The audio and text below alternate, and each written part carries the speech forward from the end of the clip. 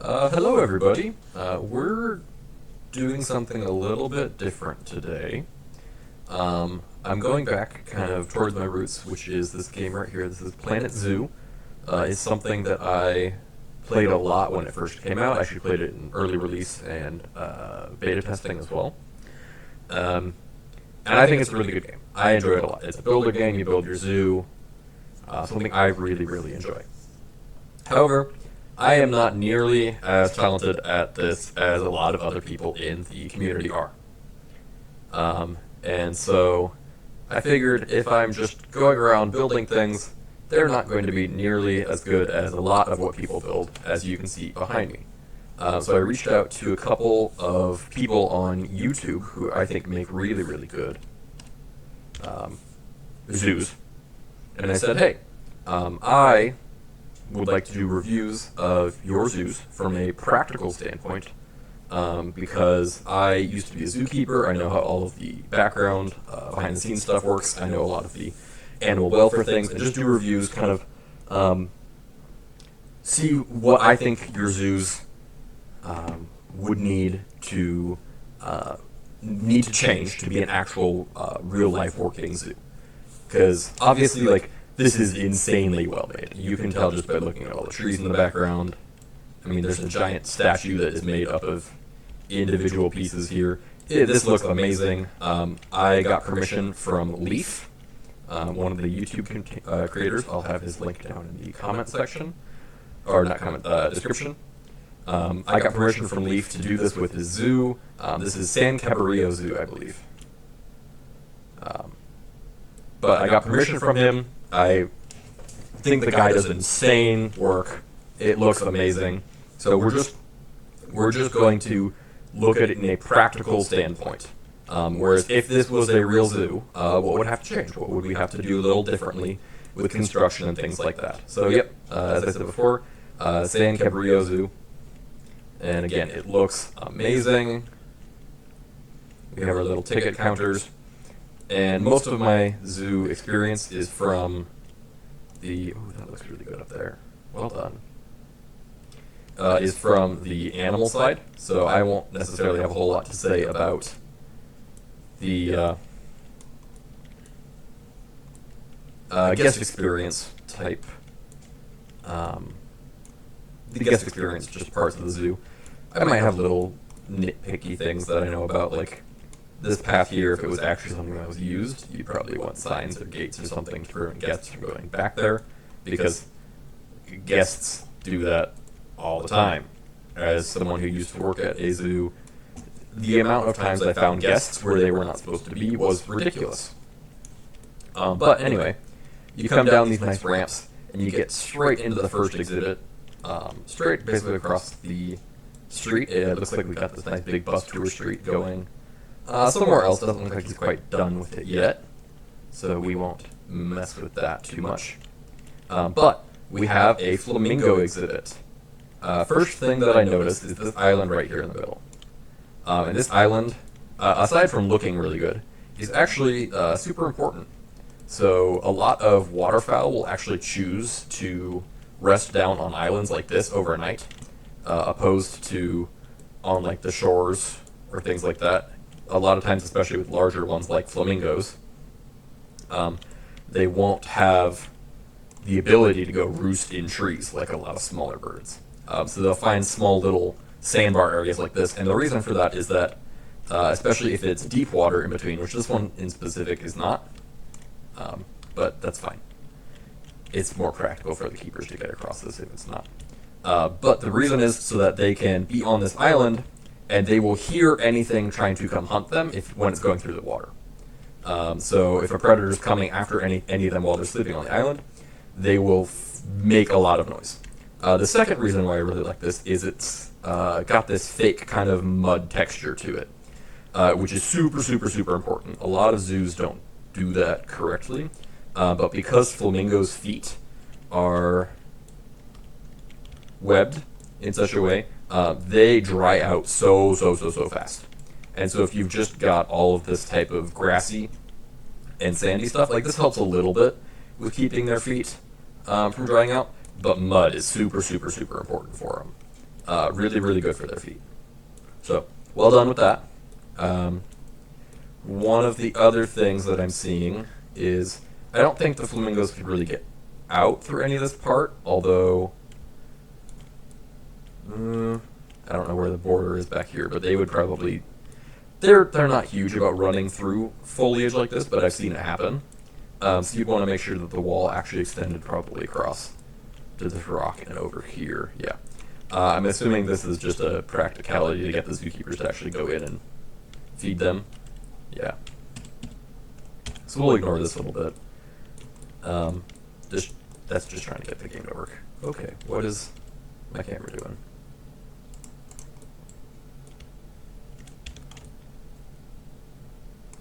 There we go. Alright. But yeah, I think you probably need to finish up the border with that. And the other thing is, while this part's not a super big deal, secondary borders are usually necessary for animals you wouldn't even think about. And mainly I'm saying it because of what I saw right here. So guests are stupid. Very, very stupid. And most of the time, well, not all the guests. So a lot of guests are very well behaved, but you don't ever hear about those ones. You only ever going to hear about the ones that are stupid and do weird things and stupid things and silly things. So one of the things that they do is they like to hop fences. Or if they don't hop fences, they like to throw things over fences. Or they like to reach out and touch animals. So one of the things is, because you have these flamingos that very much could just walk right up to this barrier right here, you wouldn't want that, because guests will reach out and they will try and touch it if they can't get their hands on it. But otherwise, I see things. Oh, I just seen there's a nice little pump control here for. I'm assuming that's the pump control to try and access this pond. The other. Oh, what's the depth? Oh, this is good depth actually. You don't actually want flamingo ponds to be that deep either, because they're more wading birds, less swimming birds. They do swim, but yeah. So I mean, you still have this perimeter most of the way around, it looks like, where they can just walk through, and still a little bit of deep area, but it's a lot of shallow water, which is very good. I like this. Let's see, what else is in, this looks like a little picnic area, very nice. I like how you've got it slightly separated from the animals, because again, if you've got it sitting like right here next to the path, the food is going to end up in here inevitably, whether it just blows in by accident or whatever. Yeah. Alright. So that path doesn't seem to go anywhere yet. So we'll go this way. Which side of the path? We'll start on this side. So we got a little shed. I'm assuming that's for this. This looks like a simulated feeding encounter. And I really like that there's a person standing here, because if there wasn't, guests would probably try and come through and do things. I'm also running on paused, because my game would lag so much if I wasn't. So we're running on paused, because all the extra animations cause a lot of extra server lag. I really like this. You've got the little leaves and things for it, so that the guests can come in and get the experience. You've done this fence very well. I like the curvature to it, because that means they can fit their necks through here. Because I'm assuming this is giraffes. I thought I saw. Yep, it's giraffes. I see these little boxes. A little curious about those.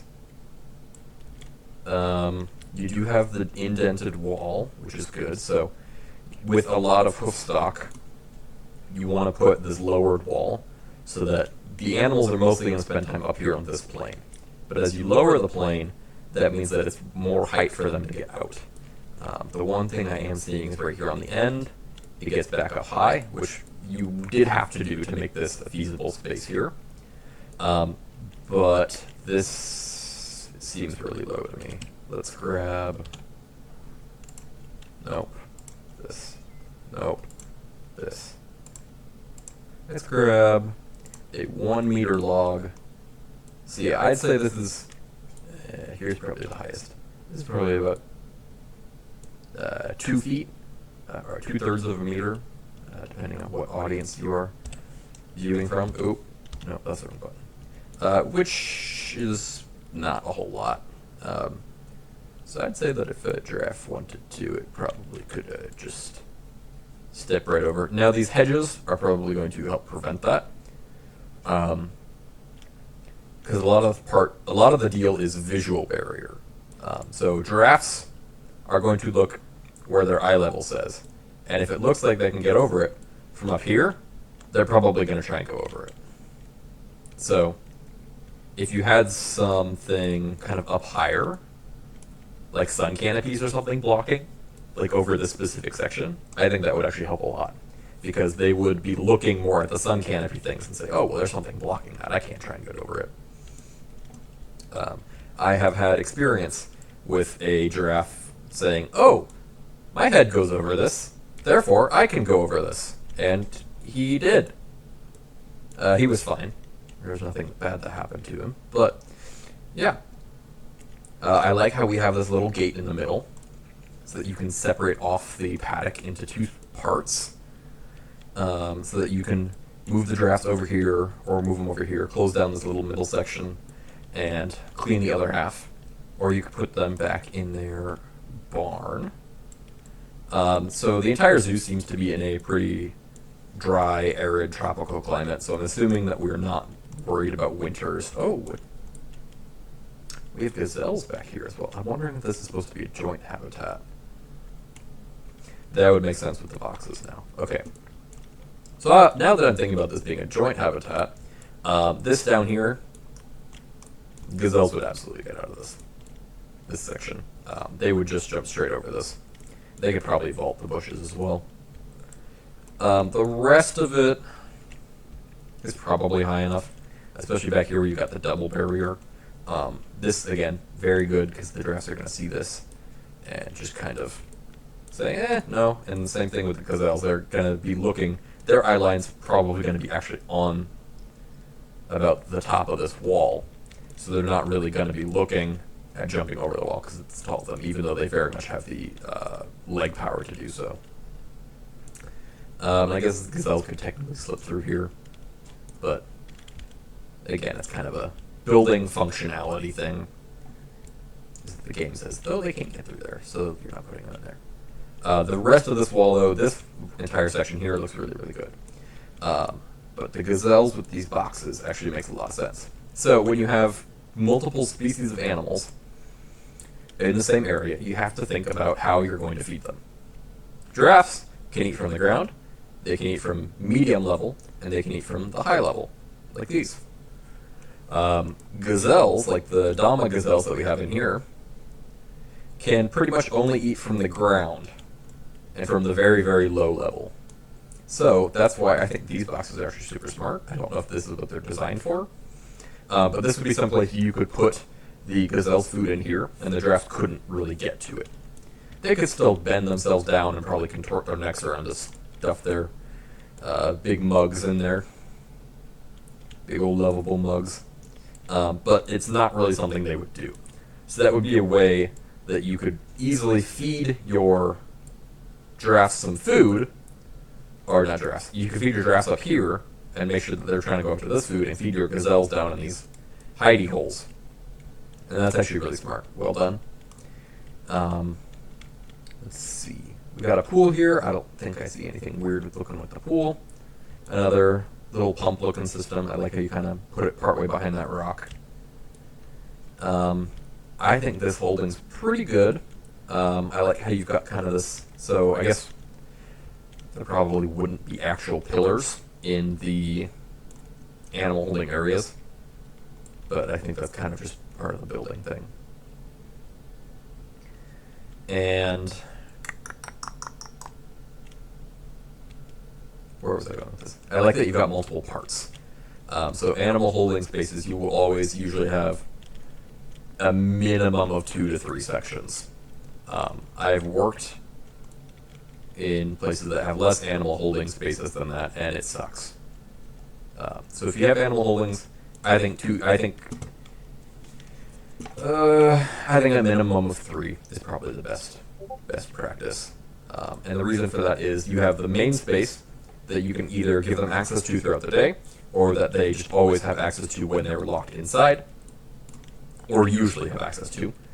You have one, and that's kind of what this one seems like to me, that's relatively small, so you can use it to either isolate an animal if you need to, just for a brief period of time, or you can use it as a observation thing. So if you need to take the animal out to do medical things, you can put them in this kind of observation area, and it restricts their movement a lot, which is good if you're trying to get an animal restrained or calmed down or something like that. And then the last one is kind of just a secondary spot, again, to shift the animals out. So you don't want them in this if you're trying to clean this. You move them over here, and then you can close them in there, and you can clean this. Same thing with exhibit. You can close these doors here that you see, and keep them now in here so you can go out and clean the exhibit. And then, again, you at least want two, because if you need to separate an animal from the rest, then you have space to do that without causing a whole lot of kerfuffle. Because if you cause kerfuffle, you're just going to stress the animals out more. But again, very well done. I didn't really see this before, but there is a overlook so you can see the giraffes from the flamingo area, which is, again, one of the things that is very cool to do. Yeah, you can kind of... There we go. Yeah, see right over where the giraffes are going to be eating. It looks like we have a big circle exhibit in the middle. We'll just keep going down the side for now. And I immediately see some wild asses. If it's talking about the donkey, it's not a bad word. And some zebras in what looks to be a side pen. Let's check our borders. We have a double border again. That's very good. Going most of the way around. Might be a little close here, but it's the thought that counts. Looks like it's pretty deep. I actually really like this fence here as well, because it's going to ensure that these animals don't get out. And it's got kind of the reverse curvature going in, the concave effect, which is just another deterrent, because the animals are, again, going to kind of look and say, oh, there's something blocking me, so I'm just not going to try it. Which for hoof stock is a very true thing. Not true for a lot of other species, but hoof stock, that is true. In my experience, that is true. We have good walls all the way around, it looks like. I don't see any obvious escape mechanisms. I do like that you have this kind of behind this backstage area that they have access to all the time. Excuse me. Behind this archway. I think that's really, really cool. And it's just something that not a lot of zoos do, especially with an exhibit like this, because it's so long and skinny. You want to get the animals somewhere they can go to get away from the guest eye. And you don't really see that in this specific exhibit, but you made up for it by giving them this direct backstage area that they always would have access to without being in their holdings. That's really smart, because it's a way to just get them to calm down if they need to. You can put their food back here, things like that. You got a couple separate outdoor holdings. Looks like we just got one big building inside. That's fine. It doesn't seem like it's specifically finished, so we won't judge that too much. I'd say if I was probably going to put animals in here, put fences in here, I would probably divide this kind of like this, and then have a chute going through the back with a bunch of different doors, so you could close them off into smaller sections if you needed to, and then one additional pen kind of right here, and then have this be a keeper space. So then, well, you'd probably actually do a double chute. So you do this as your kind of two sections, and you do a double chute. One chute that the keepers are just going to walk down, and it would kind of wrap around the side and up to the keeper area, and a secondary chute so that you can close an animal off if you need to isolate them, things like that. The other thing that I saw right at the beginning was this pen right here, which super, super cool that you've done this, because I don't think I've seen many people do this ever. But you've put in access doors, specifically these big ones that are double doors, that you would be able to get a vehicle through to do maintenance to the yard with, which is something that people don't usually think of when they're building in Planet Zoo, but is absolutely something that has to be true with pretty much every exhibit ever. So you have to be able to get in to do maintenance with it. And with a big exhibit, that means you need big access to get big things in. I don't know how often there would be a pen around it, but the other thing that you do with these access doors is you would sometimes use them to put the animals into the exhibit, although sometimes people do it through their holding buildings as well. So either way, let's go to the next section. All right. By the way, oh, there's a little thing here. I missed this. But all of your planting and everything leaf is absolutely amazing. Wonderful job. This reminds me of a little aviary. Looks like we got kookaburras in here. That's what that model looks like to me. It looks like kookaburras. I suppose it could be something like honey eaters or bee eaters, but that reminds me of a kookaburra. That's pretty good, actually, for most kookaburra aviaries. I feel like I've seen things relatively the same size. You do have the aviary airlock gate. Very well done. Exactly something you would need like that.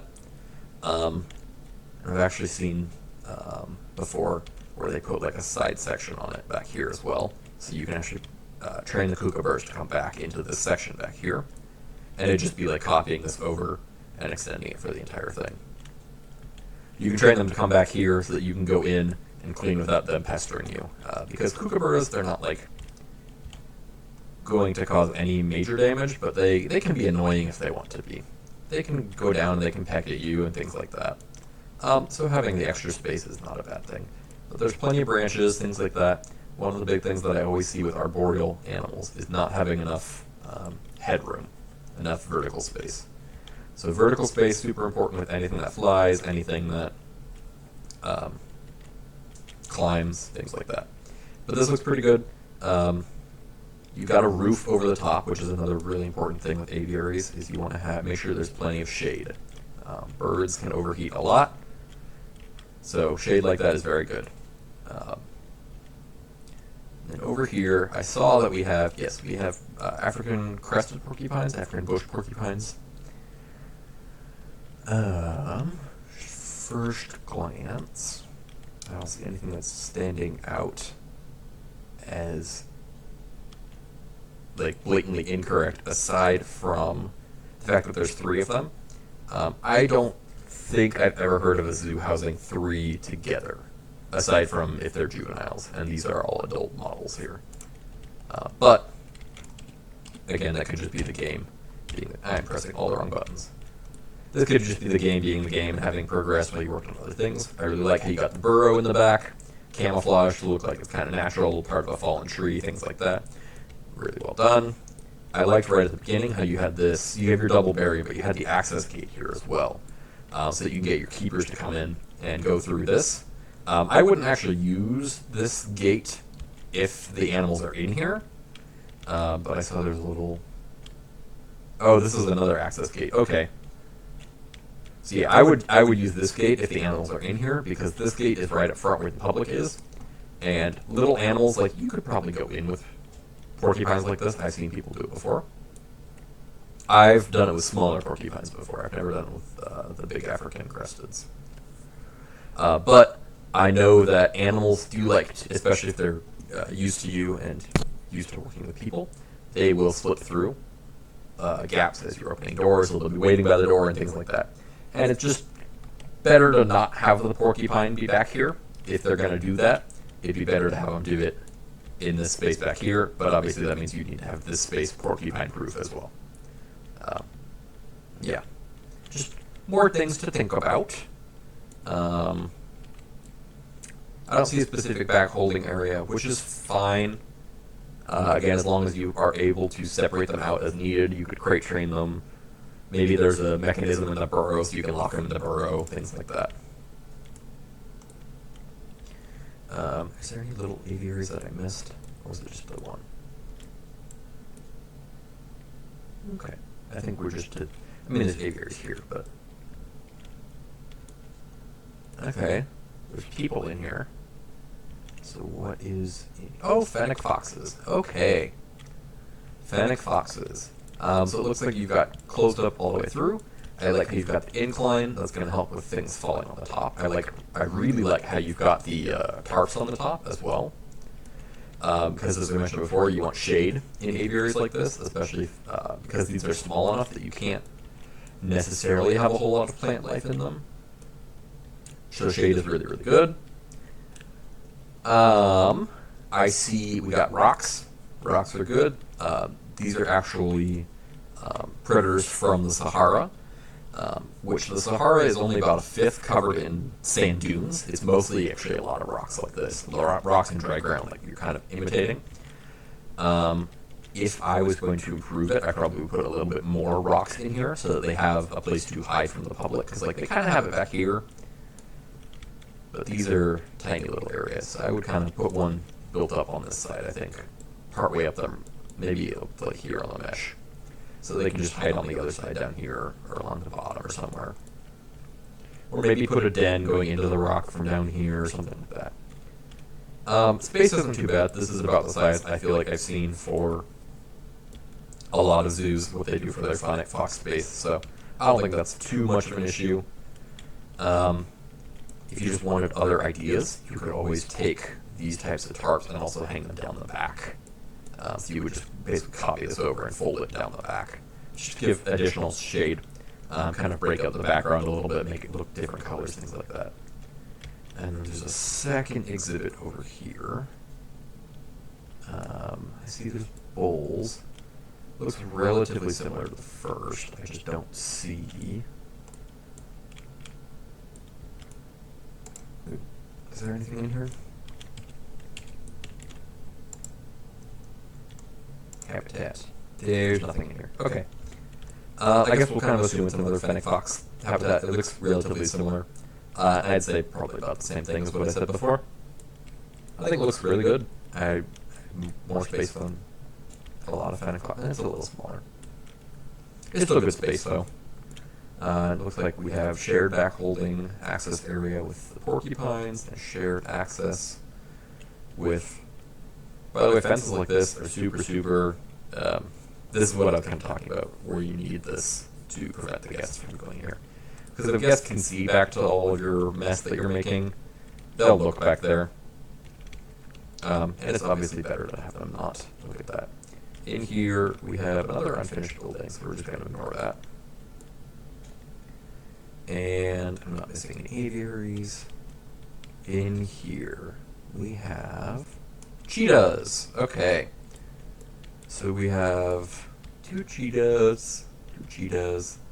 I like how you've got the height to the fence, because cheetahs are actually very, very big jumpers. And I'm actually kind of worried about this distance here. If they could probably get over that. Oh, they could absolutely get over this. This is a huge escape right here. But that's why I'm going through and being practical. Oh, are these? There's 4 cheetahs in here.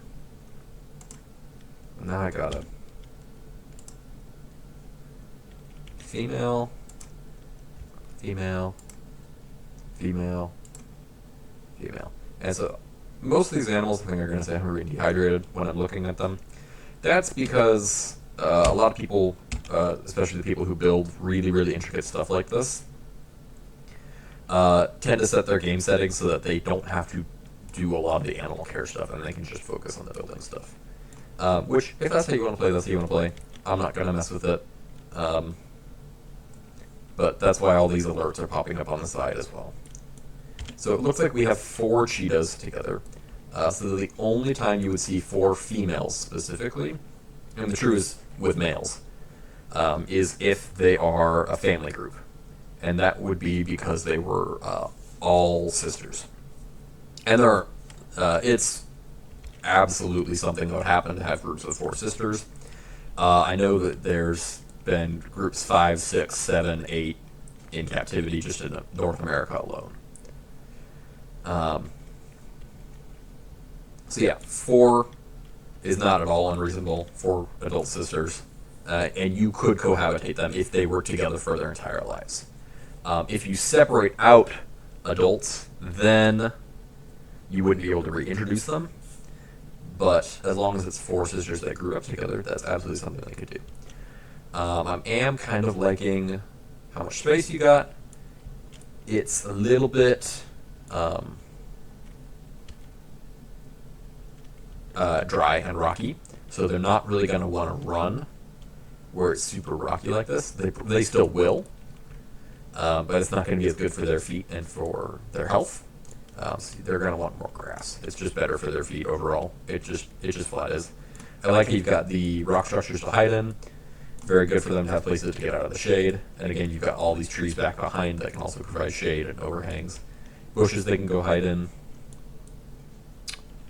Yeah, I like this. They could probably also hide from the guests right here, like in the corners, things like that. Yeah. I like this. Really well done. Same as everything else. And then we might be into the big metal thing. Is there anything over here? Bus tour. Oh, is this a bus stop? Looks like a bus stop to me. We got all the strollers. We got all the leaves. Yeah. I like the cross beams. I like the supports. Yeah, this is. Why are people such good builders? I ain't built nothing near this level. Alright, one big thing. Is this elephants? Rhino? It's rhinos. Okay. Rhinos. I like you've got the secondary pit moat. It's a little shallow and a little close. Here especially, this is not a super effective pit moat. But you've got this barrier up here as well, which is a pretty typical barrier I feel like I see for a lot of pachyderms. I would say your pit moat should probably be about this width the entire way across for practicality. But we're not that's why we're here. All this looks so good though. Terrain looks good. I like how you got the little mud wallows. I like how you got the little pool. The little barrier preventing it from going across the rough terrain. Because I feel like you might even want to put one like here-ish. Although it would, if you put another pillar here, it would kind of block some of the pool vision. Because I could see rhinos coming back here and then being confused and not realizing that they have to walk back over this stuff to get out. This log is absolutely something they would knock down. But putting things up like that is a great way to do enrichment for them. As long as you do it in such a way you know that they aren't not going to hurt themselves. I like you got the gates, you can separate things out. So it looks like we've got 3 display yards then. And one back holding yard. I like that a lot. I don't see any issues with the barrier except for the moat thing. You got the extra bars going all the way around. Good job. This is actually something that hippos. Jeez, these are not hippos. You are too pointy to be hippos. Too pointy. They couldn't actually fit through here. They could probably try and stick their nose through, but they couldn't actually fit. Like you got the gates on the inside as well. You can slide shut. I would be careful if they're sliding from the top because they could hit these and push them outwards and probably break them that way. You'd want them sliding from multiple different angles or swinging or things like that. I like you've got the buffer space in between. You can either use it as a chute or restraint chute to try and limit their movement if you need to access their eyes or stomach for ultrasounds or face or whatever. The rest of it just seems like you've got extra space, and that's fine. I never seem to have the time or commitment to try and fill in all this extra space, so I'm not going to judge you for not doing it either.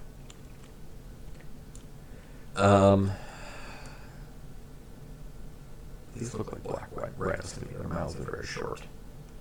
They got the big ears. Alright. Black rhino. Heck yeah. So black rhinos actually need... Come on. Black rhinos actually need a significant amount less space than white rhinos. I couldn't tell you the reasoning for it, but I know that's the common practice. I know they're slightly smaller and they eat kind of like the leafy stuff instead of the grassy stuff, so that might be part of the difference. But yeah. Again, really good job. I like how you got all the separate things. You have your two different yards. You can separate them out between. You have basically a bull yard is what I would consider this to be. Whereas a separate yard you could put a singular male into, so that you wouldn't have him harassing all the females, because throughout the breeding period of the year, you wouldn't put your males and your females together. So this is very good, because you could still have your male on display, and just not in a spot that's going to upset anybody else. And it looks like we're back over to the giraffes over here. So, let's go down. Very nice looking garden beds. Like you got all the plants across the street. We have something Asian Gardens. Oh, it's Asian Gardens. It's the default Planet Zoo text, which is gibberish. Alright, this looks real nice. And we got a nice koi pond here. I'm assuming this is going to, yeah, it's going to cause a lag, but we got nice waterfalls coming down. We're going to pause again so I don't fry my computer. Koi ponds with actually a pretty 1, 2, 3, 4, 5, 6, 7, 8, 9, 10. I'd say that's a pretty accurate number of koi for this pond. 11? Yeah. 5, 6, 7, 8, 9, 10, 11. Yeah, I feel like a lot of koi ponds are super overstocked. But that does not look to be the case in this kind of pond. I would say this is really good. Depth's not too bad. Yeah. I will say right here, because you don't have a little rope barrier on this section, you're probably going to get guests that walk down and try and climb down into the koi pond right here. Because, as I said earlier, guests are stupid. I don't know if they'd do it here, because it's either reeds. Same thing with this, they got the big bush in the way. But this is pretty open, so I think they probably would try it. Or somebody would try it. They might try and walk off the path here as well, kind of up into your beds. And that's not what we want. Just a nice little botanical garden. Very nice, very nice. And then we have the road going this way. I know there was another section out here. Just building for something else, looks like. We'll leave that alone. We have Australia. Little kiosk with water, super important for water. If you're ever out in a arid location, gonna need a lot of water. It's the sustenance of life. We got a nice fake crocodile pond. Yeah, I'm 99.9% sure these statues are crocodiles. They don't look like alligators. Very nice little fake crocodile pond. You probably have a sign here talking about crocodiles. Got a water tower up here. That looks really good. Wow. More signs talking about all the plants. I like how you're using some of the Australian native plants. However, doing that in an actual zoo is really expensive, which is why you don't see people doing it a lot. Oh, I don't think I've seen this statue in the game before. Tasmanian devil statue. Oh, this is an exhibit. I wouldn't have even noticed that if I was walking past. Wow. Okay. Tasmanian devils. We have a tunnel going through. I like how you got the rope. Yeah, so it's rope. If a Tasmanian devil was in here, it would chew through this so fast. So you'd either need to keep them from getting to the rope, or not use rope and use high steel mesh. This looks like a keeper door.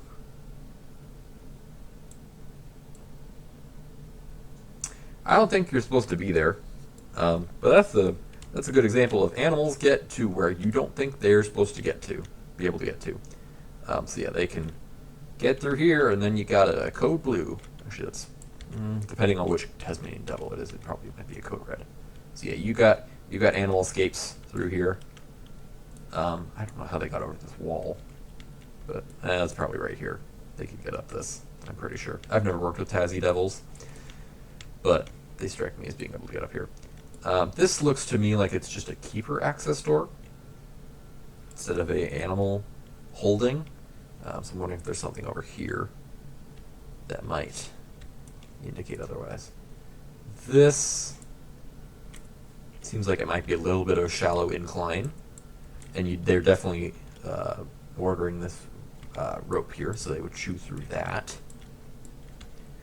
But again, it looks, you've got the earthen ridge perfectly. It looks very, very natural to me. Yeah, still a little worried about this incline right here. That maybe climb out of that. But the rest of the way around, that looks real good. And we do have a building up here for them to go in. Okay, it's got a little guest viewing of the inside area. That's good. That's good.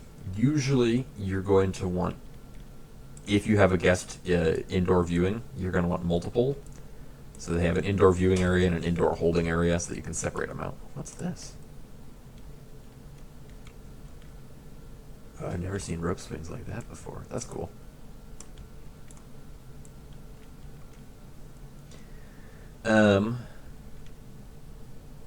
Yeah, and the other thing that would cause headaches, it's not really something specifically wrong, but you have your animal holding here, and you had your keeper door down here. And granted, you're probably actually going to need a separate keeper door for each of these exhibits, unless you have keepers that really want to climb through this tunnel. But you're not going to have keepers go in with Tasmanian devils, so you're going to need to have them come up here, lock them inside, or maybe you have something in the chute so that you can close the chute off, so they only have access to one of the two exhibits. You're going to need to lock them in one side or the other, and then go around. It's like if you have to lock them in this building, then you're going to have to go all the way around, downstairs, and in here to start cleaning. And that's going to be a little bit of a headache. The other thing, and it's again just kind of one of the practicality things, I guess, is getting your animals to go inside is sometimes a hassle. You can train them to come inside. You can do things like that very easily. But you very well might have made too nice of an exhibit so that you would not be able to get your animals to come inside so that you could clean up after them or feed them. So you probably would have to train them so that they only eat inside their holdings so that you can go out and do cleaning things. A little gift shop in here. Looks pretty nice. Like you got the nice checkout line going around the cashier station. Little computers and everything. There's two doors, so we're just gonna go through this one. Back outside, we are on the other side of this little crocodile pool. We've got wombats. Okay. Wombats. We got little caves. Very, very lush again. I love it. Looks super cool. I'm expecting this net would probably continue the rest of the way down through here. But if you didn't, I'm pretty sure a wombat could just waddle its little hairy butt straight through here and out if you didn't. Otherwise,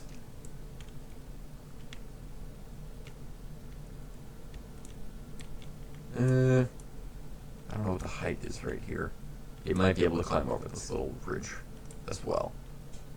I have not specifically worked with wombats. I don't know what their climbing ability is. But most animals possess the ability to climb either way better or way worse than you would have expected. So, the other thing is, because wombats are burrowers, is that with the bottom of any types of enclosures like this, where it's a lot of outside, you're going to need to actually cement down the bottom. So that even if they do burrow themselves, they're not going to be able to escape by burrowing underneath walls and things like that. So they're just going to burrow down. You're going to give them a lot of burrow space. You're going to put it like 4 or 5 feet underground still. But you need to put it there just so that they couldn't burrow out, which does sometimes cause problems if you're trying to grow big trees.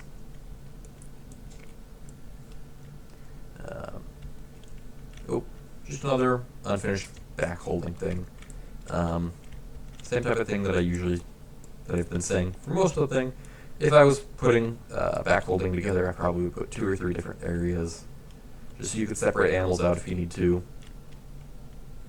Nice little picnic area coming out on this bridge now. Koalas! What's that? Koali wood. Very, very nice. Unfinished section back there, we won't worry about that. I don't remember having ever seen these signs before. Kill Bilby. Cassowary. Are there any more? I want to see them. Okay, there's not. Those are very good signs. I like those. I did see we have a little terrarium in the wall for blue-tongued skinks. This looks amazing. I actually think this is a pretty good size space for 2 blue-tongued, although it's not often that you see blue-tongued put together in terrariums, so I would make sure that you're watching for fighting if it's not mating season or mating period. Because aggression is just bad between animals. You don't want to try and promote that. The other thing is cactuses they're not specifically bad for reptiles, but I would always be cautious because some reptiles are some individuals, not species, some individuals can be very weird about cactuses and try and poke themselves on them a lot. So just watch cactuses if you put them in with reptiles. But then the koalas themselves. I actually really like this border. So they're not going to climb over this because they don't have the grip strength to kind of do that. They need to be able to kind of climb trees. Like things like raccoons absolutely could climb over it. They can weasel their little fingers into any kind of gaps like this. But koalas do not have the same type of... If you guys are going to move so you can kind of see their fingers. So koalas don't really have the same type of finger strength that a lot of other things do. They can still grip well. It's a lot of arm strength. They don't really have the ability to grip their fingers through little holes. That being said, these are probably big enough they could climb up and over between the things. But the actual fence itself isn't. And they're not... Koalas basically have no jumping ability. I like these platforms a lot. I'm kind of wondering if they could somehow wheel themselves around and up to the top. Which if they did, they are not smart enough to figure out how to get down. But I like how you've done the improvised eucalyptus feeders on here. Same thing here, you got this eucalyptus feeder. I would say maybe 1 or 2 more. Maybe a little bit more climbing area. Because koalas are really rarely ever going to be on the ground. And so with that, if you want them to go to the ground, if that's part of your plan for your zoo, go for it. But a lot of places will also just put branches kind of in between things, just to give them the extra arboreal space, and as well as being more naturalistic. Because in the wild, they're going to be in huge forests of trees that are all conjoined together with their branches. They're not actually from the super, super arid areas of Australia, although they can be found there. That's not where they're mainly from. And because you have so many different paddocks for koalas, and koalas can be handled relative... Oh, there's quokkas in here too. Yeah. Okay. I'll come back and do that when I'm done looking at the koala stuff. But because you have so many different pens, I think you're able to move around your koalas just fine. I don't think there's any issue with that. Quokkas. I've heard people say both ways.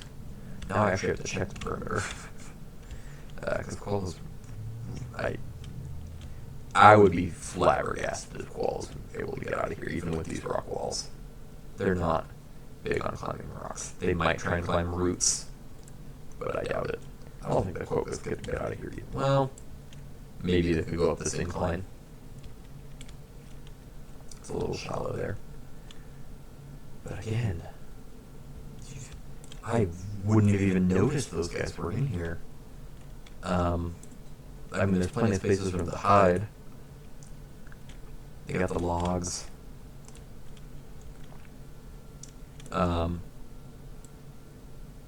I would make sure that you have the eucalyptus branches stabilized, but you've got a lot of the things already in your trees for that, because anything that falls on the ground would be fair game for the quokkas. That being said, I doubt that the koalas would come and eat the quokkas' food, so you're probably fine on that front. But yeah, this is very, very nice. Just like, why are people so good at building? Like, this is a whole building. Oh my gosh. You got the fake snails.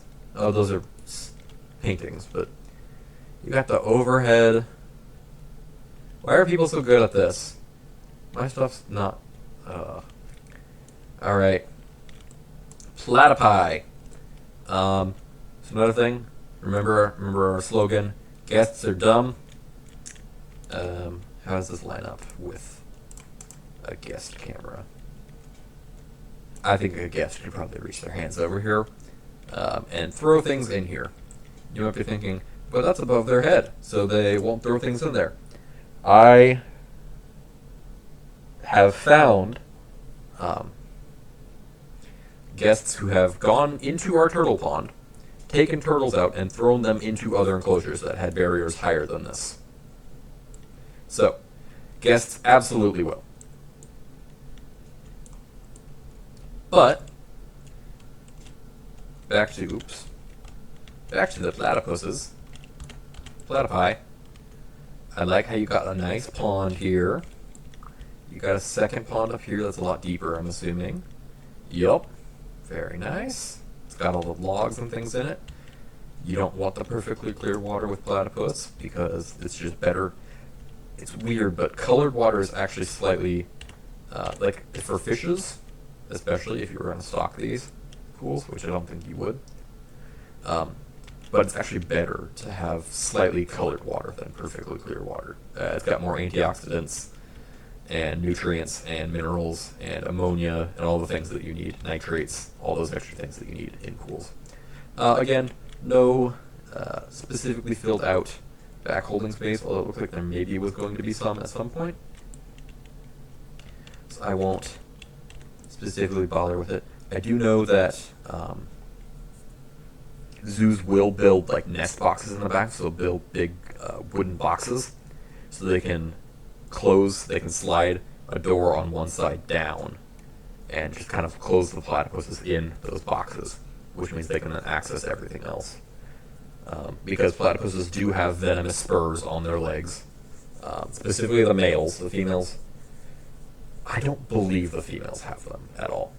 Specifically the males do, though. Yeah.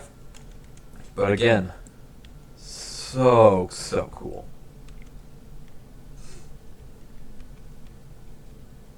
More.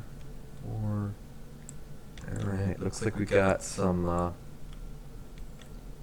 these could just be terrariums to showcase plants. This is actually a great way to showcase native plants to specific regions of the world if you're unable to grow them naturally in your location. Or it could just be, maybe these are insect terrariums, reptile terrariums. If they are those, you're going to want to make sure that you can get in to access them, to do any of the care for them. And I feel like I see these types of things all the time, but I don't actually know how people usually get into them. So that's a little bit beyond my expertise level. Back out to a nice eucalyptus forest. Oh! There's emus and wallabies out here. Okay. You got a nice little viewing of emus and wallabies going across this path that also goes from the inside. It's a borderless. I see that now. Okay. That's a kangaroo, not a wallaby. So you got 3 species in here. I like you got the shade structures. These are very, very good. This is actually exactly what I kind of would expect to see in a zoo like this style. We have more tree holders, which you actually could do. I don't think the koalas could get up here, but maybe there's something else that I'm missing that's going in these trees. More tree browse holders, emus, wallabies, kangaroos, all those can get along pretty well.